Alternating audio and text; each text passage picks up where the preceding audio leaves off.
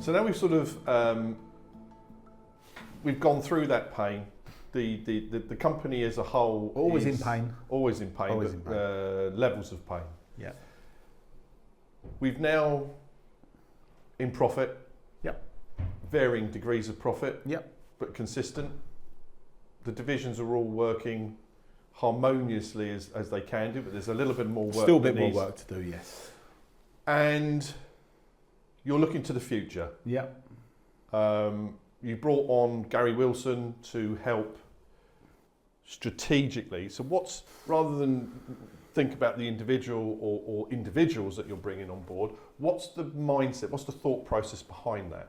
What, with Gary?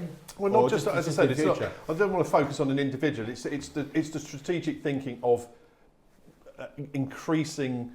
developing the plan, the future plan. I think it's if that's what the purpose is. I mean, that is the purpose. You know, there is limitations. You know, I mentioned it yesterday in front of people, and it's not nice to sort of mention it, but it's true. You know, we all have limitations. We've all got Chris. limitations. You know, looking at me, coming from a scaffolder to. We've only got an hour and a half podcast. If we had to talk about all the limitations, we'd be here forever. Only some.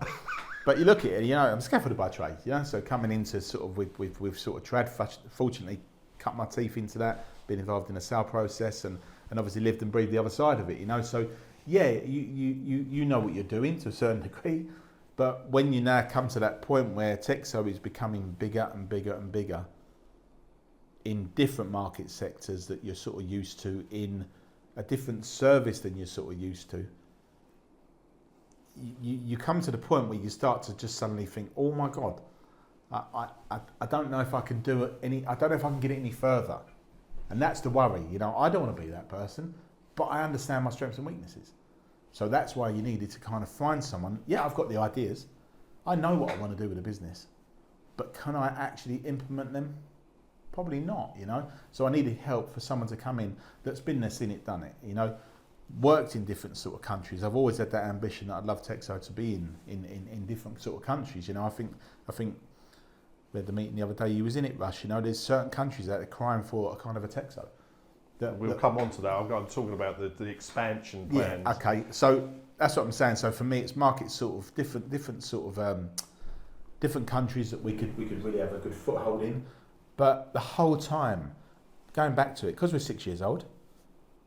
We're not the perfect oiled machine as a company. So we need to get our ducks in a row there. So it's a case of someone coming in, looking at that kind of business that's not so involved in the business like we all are. You know, every one of us, as in the division directors and me, are constantly inside of that business on a day-to-day basis. And you need someone You get too close to it. You do. And you need someone to be on the outside of it, looking in and think, right, okay, stop. You need to do this. This is what we need to do. That. And that's really what hopefully Gary's going to bring, and I can see Gary's bringing that already. He's going to bring that kind of, that sort of cementing us as a sort of a company, making sure we're not making silly mistakes, you know, making sure that we're kind of getting to where we need to be as a business. If we can get that correct, then that then can be replicated anywhere in the world. Interesting conundrum. Yeah. When you bring someone like that in as almost like a consultant that comes in, it's almost like throwing a fox into a chicken coop, where I would say it's more, you don't want anyone calling your baby ugly. And that's what I worry about. Always look in the mirror. That's what I worry about, you know, because I hadn't even finished my question. Sorry. But you knew where I was. That's what I know what you're saying to you, and it's difficult, you know. But you've got to be comfortable with yourself, Russ. Like, I know if I even look back, you know, could Gary do what I've done? Could Gary have took TEXO from day dot to bring it to where it is now? Probably not. But what Gary can do now is take that from where it is to the next level, whereas I can't, you know. So, but that hopefully wasn't necessarily that. It's not you as a person. What I'm saying is that with a company with its personalities, and someone comes in as a consultant, providing those services that a consultant would have done in terms of the external view, trying to discuss an organisation, warts and all. And the interesting thing about that is that human nature. Yep. You come in and you say, you're doing this wrong. Yeah. And you're going, well, I've been here for the last 5 years and we're now making a profit, so I'm not doing everything bad. Yeah. It's you're stuck between a rock and a hard place as an individual or a team that as a consulting team that comes in. So what I'm saying is that I've seen individuals, personalities within a company when something like that happens. Yes. Panic stations. But when it's well, again, keeping everybody on their toes. Let's not let everybody get too comfortable. Yeah. What's the dangers that can occur with something like that's happening at the moment? There's always dangers. There's always dangers around it. You know, it's, I suppose for me personally, I'm crying out for a Gary. Yeah. So am I going to be getting upset if Gary doesn't like something I've put in place? Not really. What's the point? You know, it's why he's here. He's here to make us better. Well, he's here to. The one thing is, to he's here to question. He's here to challenge. Challenge me. Discuss reasons why, and I know he's trying to put us exactly what I asked him to from the outset, is to make us a better business. So who am I to challenge what he's saying, you know? So of course I'm going to give him all the support, anything he can sort of need, that we can get to that point where we hopefully are a better business overall. But in doing that, yeah, there's going to be unrest. I've never wanted a kind of number 2, you know, but it's getting to big rush, you know, it's getting to the point where you're constantly travelling, you're constantly on the move. I can't be. You need to. You kind of want to be in Aberdeen on a day-to-day basis. That's the hub. That's where all the magic happens to a certain degree. You know. So that's where you want to find yourself being there, because you're a week there, you come back for a week. Issues happen in that week, and when I come back up, I deal with the issues, or it could be an issue. But things will happen while I'm not there, and then you kind of come up and you spend your time sort of dealing with that. So you always want someone that can be there on that day-to-day basis. That's someone that can kind of shadow that if I'm not there, he's there. So if there's an issue comes up today, it gets dealt with today. Gary can deal with that today instead of waiting for me to arrive on Monday. You know, if I can go to, when I'm in Aberdeen, Gary can go to Blythe. You know, we can kind of jump around. We can always have someone in them locations when the other's not there. But going back to this sort of guys, of course they're going to be nervous. They are. But that's really something we spoke at length, you know. I think you've obviously met Gary briefly. I've spent a lot of time with Gary, even prior to him coming to TEXO. I know he's got that kind of, that likability factor. He's not going to come in and bang the table. He's not going to sort of start ripping up the book, you know. He's not going to do that. But what he was very good at, and that's what we spoke about all the time, it's getting in with the guys, you know. We've got some great guys. Definitely. And girls. Yeah, no, I'm just saying overall, you know, we've got some great people in TEXO. And you don't want that to sort of change, of course you don't, but they need support, they need help. So it's really kind of getting in bed with them, understanding what their needs, what their wants are, where they're going to take their business, and that's really where he comes into that play. Because as you go through life and you see these situations, and we've all been in them, where you have people that come in as strategic partners to help steer the company through increased whatever it might be. And I've always found there's 2 types of people. There's one that comes in with a hand grenade and throws the baby out with the bathwater and everything else, and thinks that let's just start again. Yeah. Or there's one that navigates through and gets people on board and gets the whole company working together, rather than this sort of fractious time. I've met plenty of the first ones. I've met probably more of the first ones because it's like an ego thing. Yes. And narcissism that sort of like creeps in, and they let's dictate.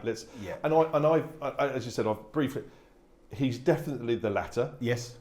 I think that he understands the fact that when you get people working together, understanding not all of the ideas that are going to come from one stable are going to work.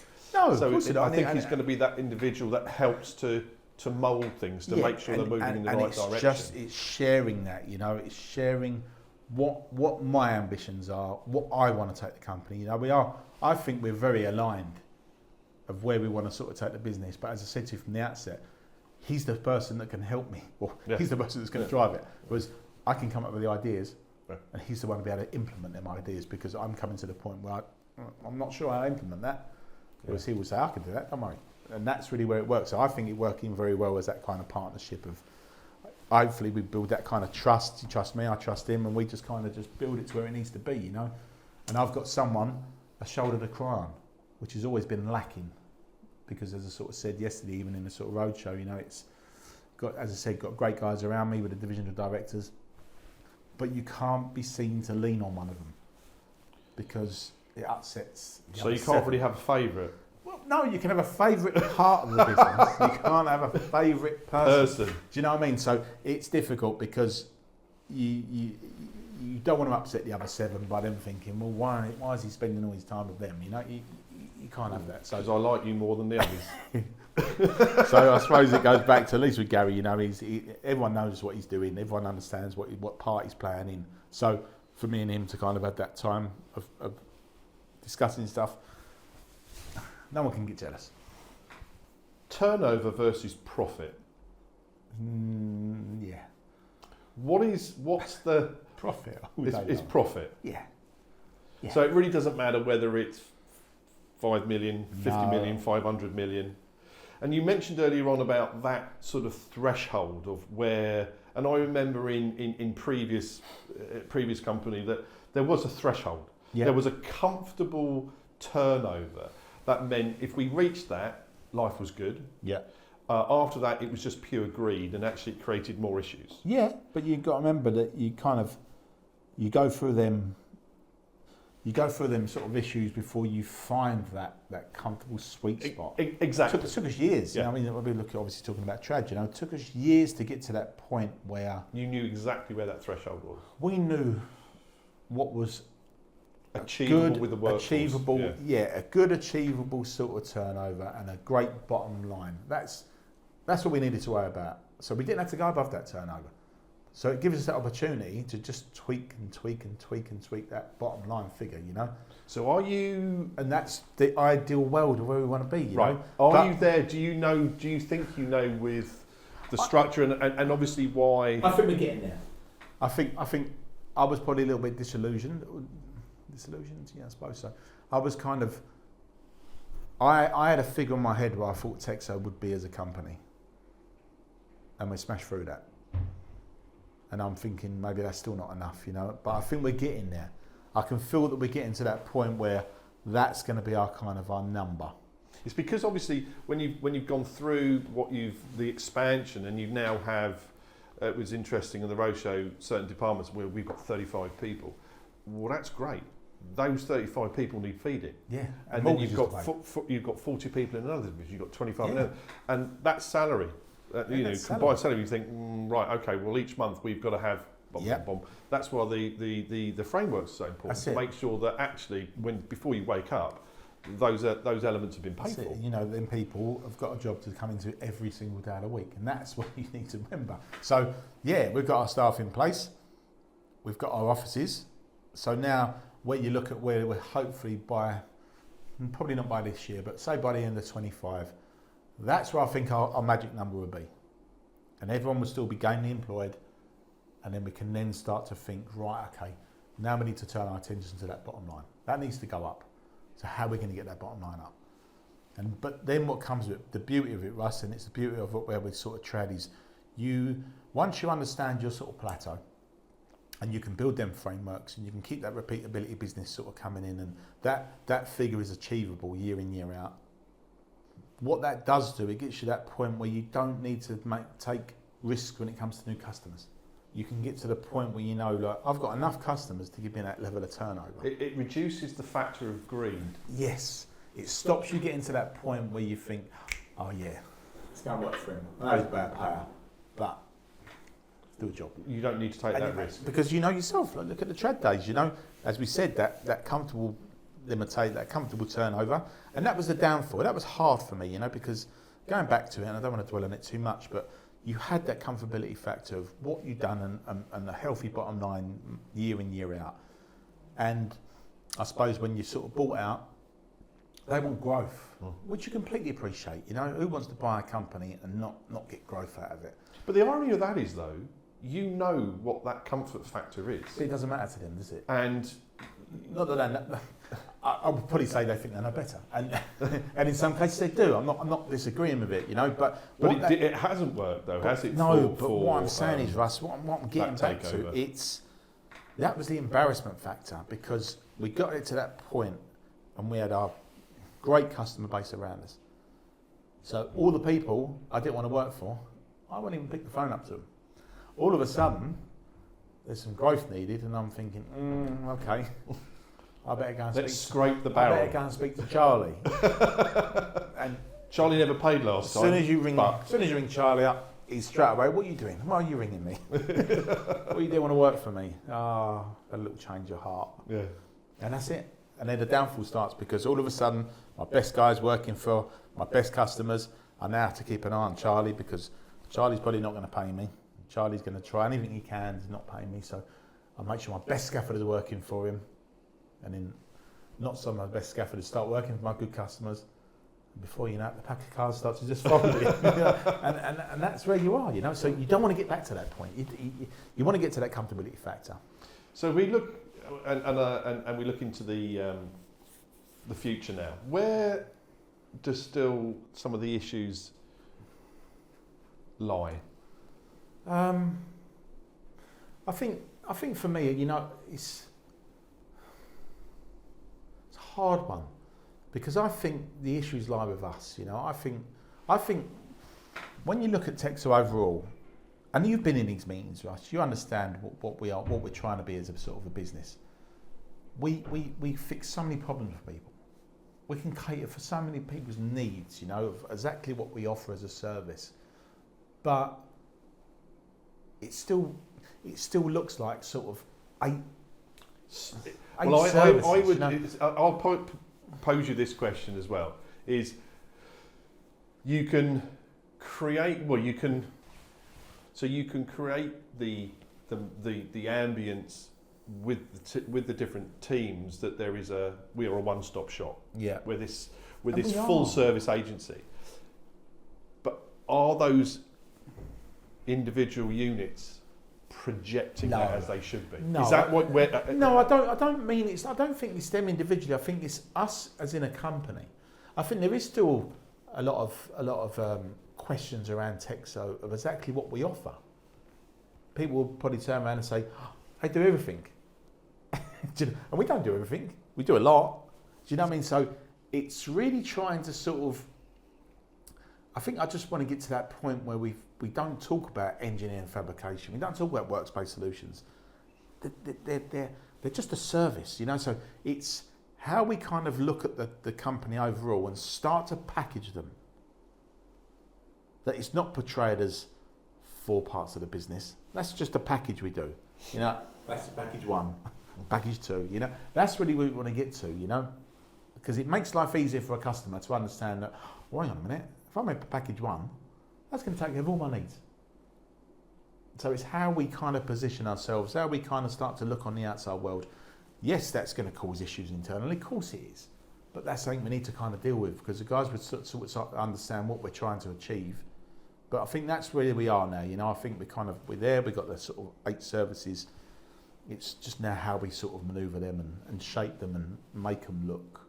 So is it?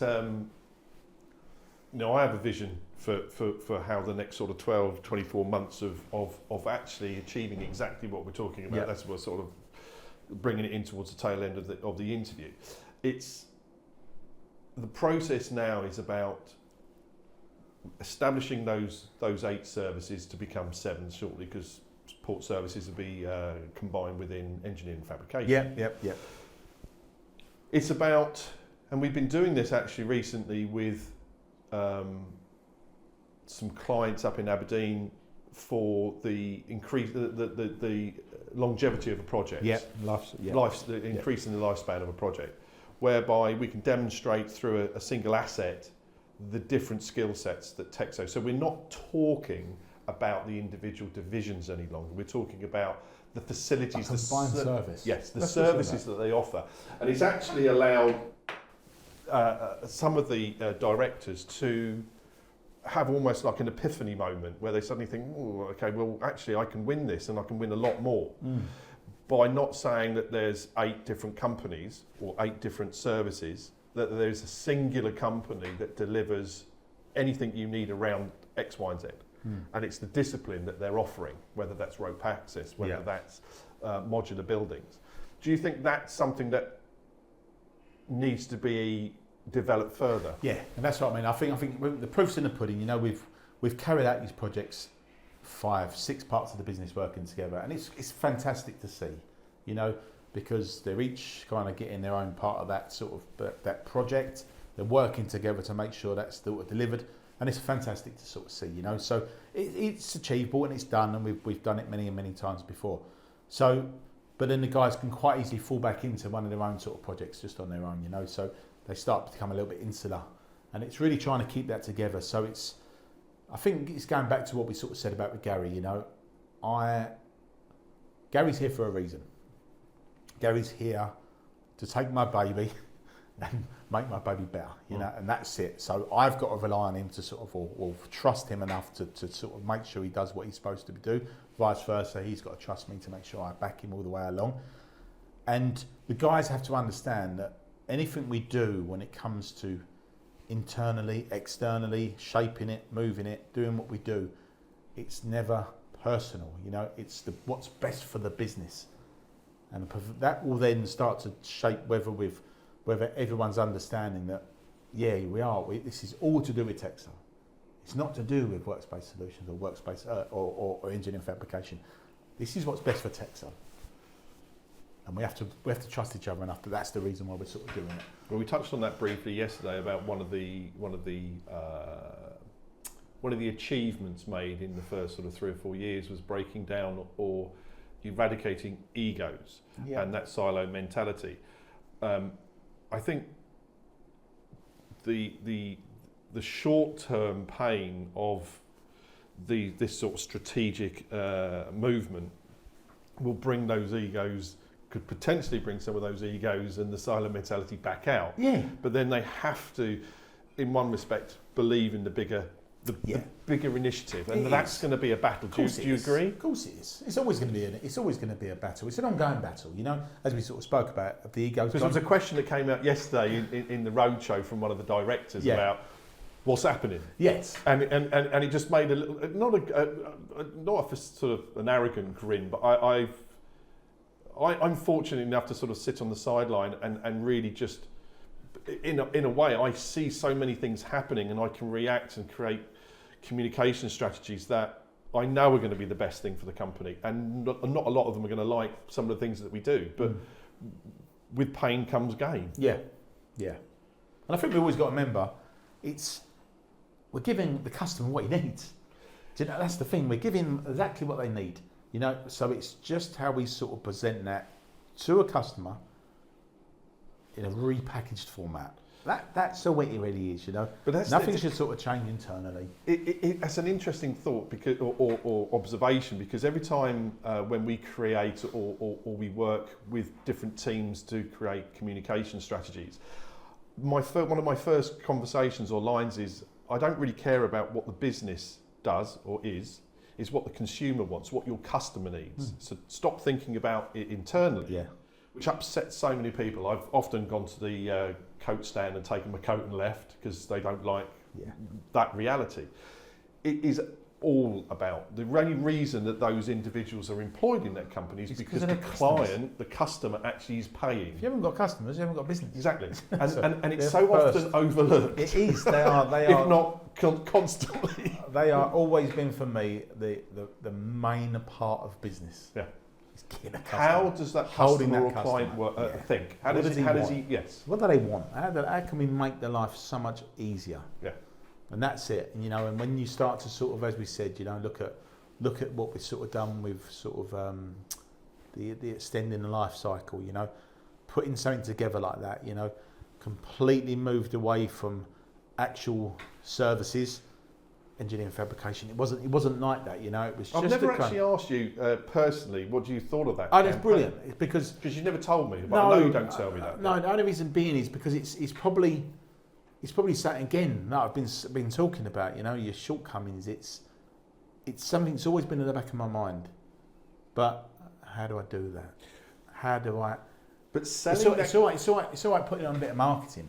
You know, it's fantastic to see it because everyone. but it loves has to be adopted at the coalface. That's my job, is to then, like, yeah, I can put that on the external and everyone's like, oh, that's brilliant.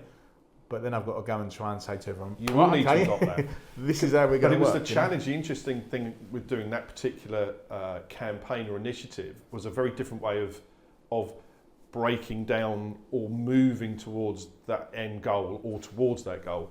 And when I worked with the well, it was a singular team at that time, they weren't convinced at all. No. They had, well, where's my normal stuff? Where's this? Well, how do? And I said, you need to trust us on this. And it was almost like, whoa, no, you know, you've taken my baby. At least give it me back. That's it. You know, and credit to them, actually. Credit to them that, well, almost they had to present it because it was the only thing given to them. Yeah, no, and it was right. It was the best thing to do because, as you sort of said, you know, we talked about yesterday. It was you look at sort of two big players in Aberdeen joining forces to do that kind of work, you know. And even when you look at how big these two companies are coming together, when you look at sort of what they could provide overall for a project, half of what we could provide, little old TEXO, you know. So we've got it in our armoury, you know. But I know we've joked in the past about it's not about the communications. It's the messaging that we get out, and it is a team. It has to be a very a team-based initiative. Is that it allowed them to go into those really big players and actually completely rewrite their vision of what TEXO was. We never knew that. Yeah. We never knew you could do this. Yeah. And a case, well, why didn't you? Well, things take time to put in place. We weren't ready to be able 2 years ago, a year ago, to even go in and say, look, we are now what we are. But it goes back to what we sort of said, you know, from the outset. It's understanding that certain parts of the business can't work in every sector, you know. So it's like we've done in utilities, you know. It's looking at what parts of the business can work in utilities. Number one. Number two is what services can we offer in utilities? And then you start to build it. Then it starts to reshape itself from TEXO engineering fabrication. It then just becomes utilities. Yes. Because these are services we provide in utilities. Yeah, and that's really what we've done with the kind Simplify the message. Yeah, and that's really where we need to get to as a business. Simple. Because people then can understand us as a business and say, oh, you know what, in utilities they do X, Y and Z. Expansion outside the UK. What's it look like? Where are we going with it?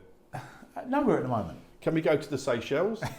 Well, obviously, Nice beaches? no, we've obviously got TEXO Ghana. That's something new. You know, that's something we've never spoken about And before. what are we doing in Guyana? So Guyana is really at the moment just for TEXO DSI. An opportunity arose for us with the military out there to come into country. They wanted to sort of buy drones, and they wanted us to train them, and that's really what we were sort of doing. It was a kind of a bit of an agreement. We'd bring the drones out, they'd purchase them, and we'd teach them how to sort of fly them. But as we sort of know, you know, Guyana's a lot of Volatile? money. No, not volatile. A lot of money there. You know, they struck oil and gas. You know, so it's a hive of activity, and it's a lot of work to be done. But you can quickly see again, you know, when you sort of spend time in Guyana, that there's a lot of work needs to be done. You know, look at sort of what the drones offer.